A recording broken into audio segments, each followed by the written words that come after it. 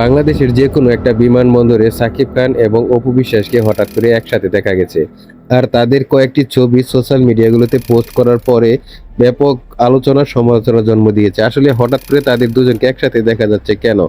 তাহলে কি হতে পারে? আর তাদেরকে নিয়ে একটি কল রেকর্ডও ছড়িয়ে পড়েছে বিভিন্ন সোশ্যাল মিডিয়াতে। চলুন সব প্রথমে শুনে নিই সেই কল রেকর্ডগুলো কি বলছে। নিজের কথাও শেয়ার করি। এই সাকিব আর আমি যে কাজ করছি, এই যে দুজনের মধ্যে যে একটা ভালো বন্ডিং, এটা শুরু হয়েছে কোথা থেকে? এটা নিশ্চয়ই আপনাদের মনে আসছে যে আসলে এটা কবে? এটা করতে চাকার কাবিন থেকেই শুরু হয়েছে। সেদিন আমাকে ডেকেছিল সিমরান বলে, ঠিক সেদিনই আমার শুরু হয়ে গেছে।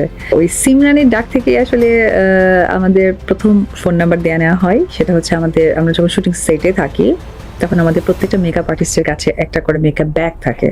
সেই ব্যাগের মাঝে আপনার মিরর থাকে, টিস্যু থাকে, কাজল থাকে, তারপরে চিরুনি থাকে, অনেক কিছু থাকে। তো হঠাৎ করে আমার মেকআপ আর্টিস্ট যিনি ছিলেন সহকারী, আমাদের তখন পার্সোনাল মেকআপ আর্টিস্ট ছিলেন না, সকলে মেকআপ আর্টিস্টে যাই, শাকিব খানের পার্সোনাল মেকআপ আর্টিস্ট ছিলেন। হঠাৎ করে তাদেরকে একসাথে দেখার আসলে আমি মনে করি হয়তোবা তাদের মধ্যে কোনো নতুন যোগাযোগ আবারও হচ্ছে। যেহেতু বুবলির সাথে এতদিন ছিলেন, এখন আবারও অপু বিশ্বাসকে সময় দিচ্ছেন, হয়তোবা তাদেরও কোনো প্ল্যানিং থাকতে পারে। হয়তোবা নতুন কোনো বেবিরও হতে পারে, অথবা নতুন কোনো মুভিও করতে পারে, অথবা তাদের মধ্যে আবারও পুরনো রিলেশন জাগ্রত হয়েছে।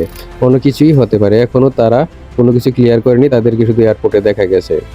আর কল রেকর্ডিংগুলোটা এটা কেন ভাইরাল হলো আমি সেটাও বুঝলাম না।